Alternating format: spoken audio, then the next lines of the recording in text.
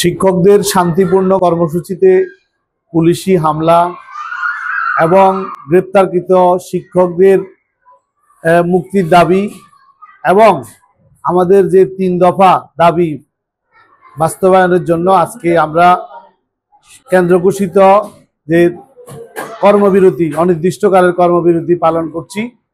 এই কর্মবিরতি আমাদের বিদ্যালয়ে, অন্যান্য বিদ্যালয়ের মধ্যে আমাদের বিদ্যালয়ে চলছে।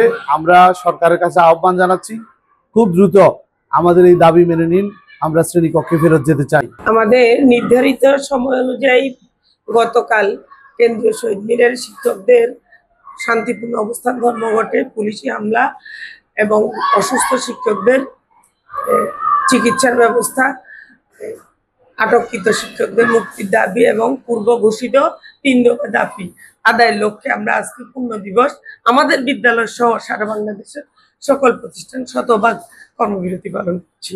হিরন আরও মিনারেল ওয়াটার মাত্র 50 পয়সায় প্রতি লিটার।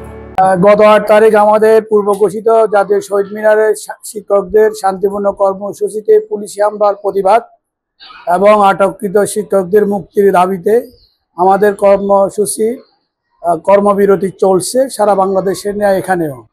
আমরা আশা করছি আমাদের 3 দফা দাবি সরকার দ্রুত মেনে নিক, আমরা যেন অল্প সময়ের ভিতরে শ্রেণীকক্ষে কার্যক্রমে পুনরায় ফেরত যেতে পারি।